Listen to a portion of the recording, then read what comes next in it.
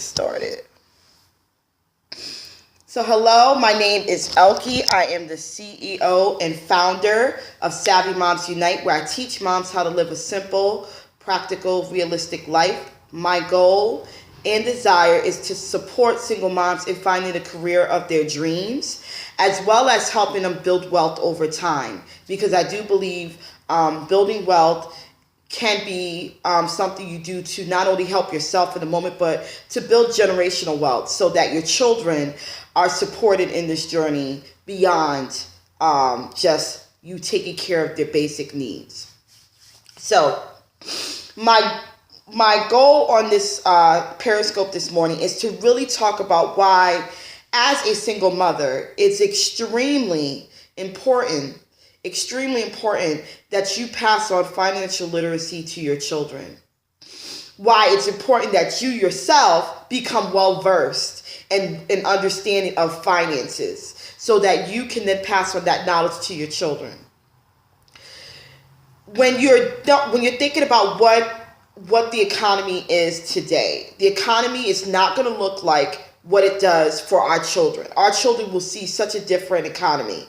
There will be jobs that are very tech heavy. They will require new skills, new understanding. It's going to require so many different things. And they're going to have to be very creative thinkers. They're going to have to understand, how to manage the kind of money they're going to make, because our children will probably do well in terms of the access they will have to the certain type of jobs. Good morning, John. How are you? So we have to be really mindful of teaching them financial literacy now and not wait until they've gone on to college or beyond, or even out of high school. They really should have a basic understanding of how money works. And the topic came to me when I was thinking about, I was reading an article that was saying the amount of student loan debt that the young people are accumulating at this rate. It's really sad how much money how much money they'll have to owe their institutions once they graduate. It's almost like setting your 18-year-old up for a 30-year mortgage, but waiting 4 years for them to pay it back. That's what basically a student loan ends up being, because some of the loans are like $100,000 or more, and that's what you would pay for some houses. And they are taking years to pay it back because they don't even understand budgeting and saving and what it would mean to even take care of that amount of money. They're already walking into debt and they're 23, 22 years old. So what are we teaching them prior to that so that they're not ending up in those situations? What are we telling them about budgeting and saving now so that they go to school with more money and they don't have to take out huge loans? What are we teaching them so that they can be creative with their own businesses and having hobbies that pay them, so they're not having to rely just on a job? They can actually learn little side hobbies that become a side hustle that pays them so that they can take care of things while they're in college and beyond. I worked in my undergrad, I worked 3 work-study jobs. Those 3 work-study jobs together only gave me $300 a month. And $300 a month paid for my travel back home. It paid for books. Hello, how are you? It paid for, whatever expenses I incurred in school. But it did nothing more than that. So what if I had ways that I was working, because I was completely ignorant when it came to financial literacy. My parents were, immigrant to this country. They did the best they could. They worked 3-4 jobs. Many times they hustled to make ends meet. They bought a house and mortgaged it and refinanced it several times. They didn't understand. They were just trying to make the best of what they knew and had.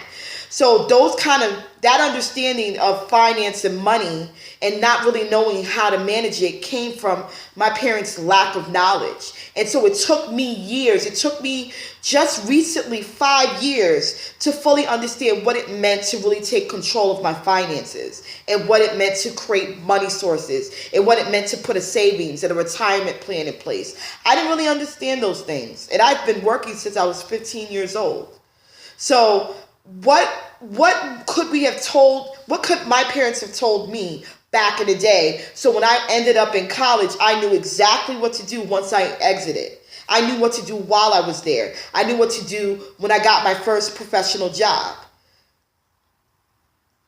You have to start teaching them now. I think as young as 9 years old, because they're starting to learn different types of math, and you can really teach them and get them to understand. Fourth grade is a good age to start teaching them little stuff. Like, when you get money, someone gives you money, put it away in a bank, in a piggy bank, and you could spend maybe a quarter of that or whatever they give you, or half of what someone gives you.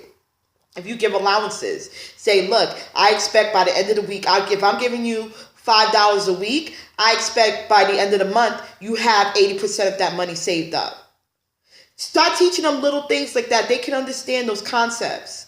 Teaching your teenager when they get their first job, because I think put your teenager to work right away. Do not let them wait. Let them go work. Even if it's a job only on the weekends, it teaches them responsibility.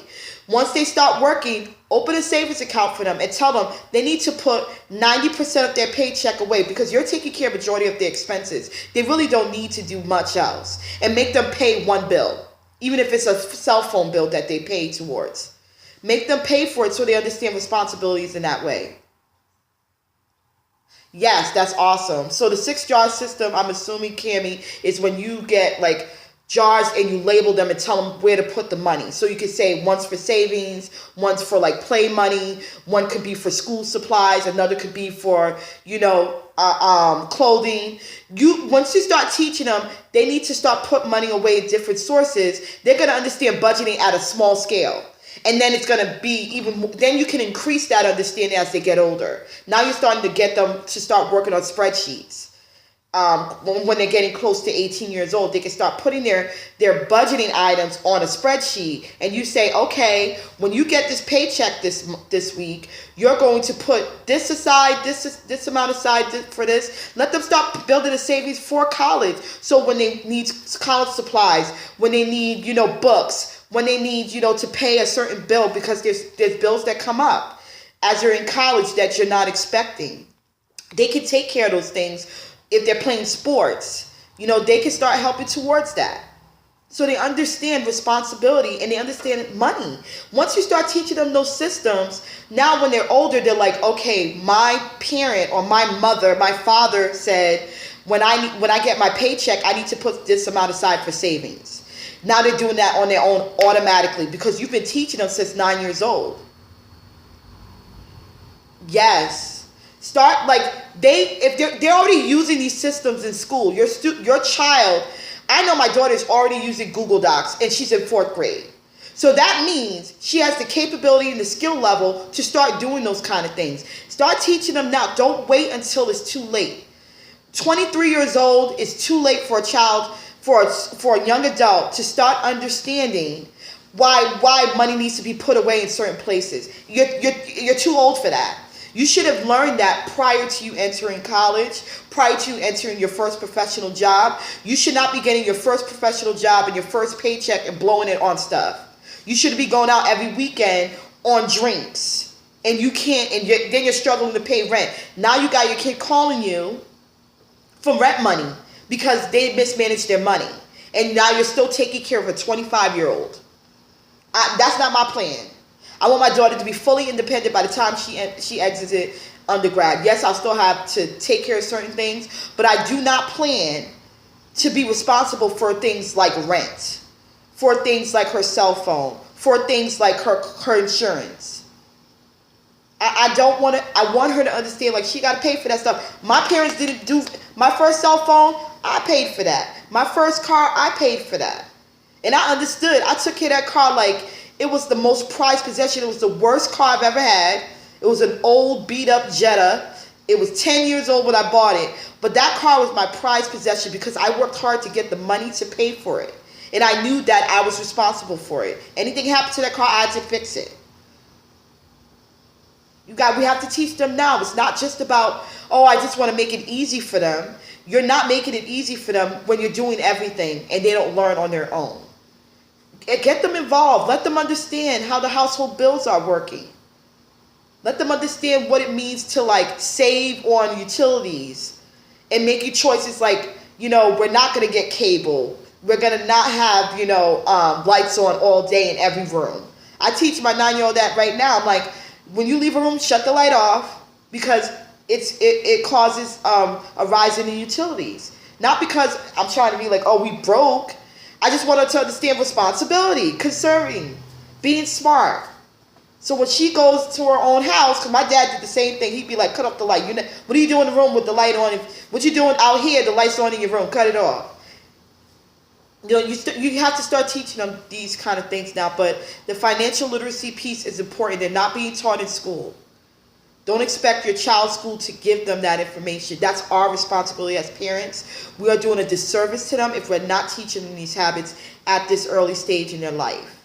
We're giving them an opportunity to learn and grow and at a slower pace because you don't want to have a crash course with your 24-year-old.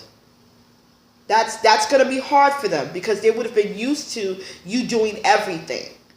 Show them how a checkbook works. Go take 18. Once they have their first job, take them to a bank and have them sign up for a bank account with you. Even if because I think once they're not 18, you have to sign on to the account yourself with them. Show them how to manage it.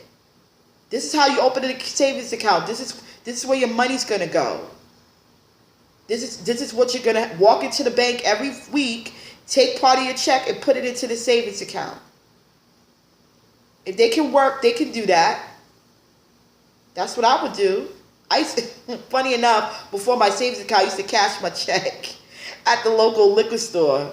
And he would take $1 every time he cashed my check because I hadn't had a savings account yet.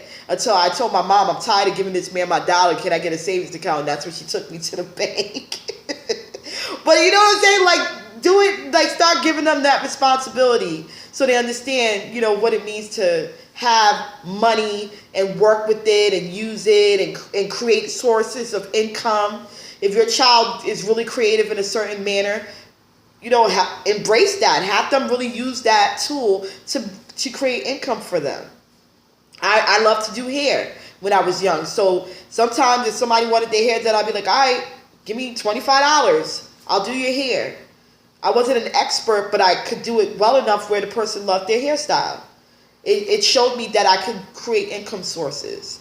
So we've got to teach them now. It's important getting them really invested in this. There are great books out there on teaching kids money, the concept of money. Amazon has some wonderful resources. Just type in Google kids and money. You will have a wealth of resources to offer to your children. And just showing them what you do, showing them by example. You are the example. You are the one. You're it in most cases. If you're a single mom and you're doing it a lot, you're going it alone, you are it. You are the teacher. You are the, you are the teacher. You're the professor. You're the, everything. You're the finance leader in the family. So you've got to be responsible in that way in order to get your kid on board and understanding how to manage money. So it's our responsibility. We got to do it. All right. So thanks again for being on The Scope. I really appreciate your time this morning. I look forward to these scopes. They're really, it's really a great time for me to address and talk about, things all money related and sometimes career related, as I'm a career coach as well. So please join me Monday through Fridays in the mornings for these scopes. And if you want information on my company and what I do, you could go to my website, www.savvymomsunite.com. Again, it's www.savvymomsunite.com. It has all information on my company and the products and services I offer. I do one-on-one coaching. for finance and career related. I also offer a course called Get Your Money Life course that teaches you basic financial literacy. It will get you started with a budget and how to use it in your everyday life and how to get it to manage your money. It's a great management system tool that I created. It's basic enough that anyone can use it. It shouldn't be hard to use. You should even get your child to use it. So it's yours. Once you pay for it, you keep it. You can go at your own pace. If you'd like to go directly to that course site, just click the link in my bio. It'll take you directly to the site to purchase the course. Okay? Thank you again. Have a wonderful day, and I'll see you tomorrow.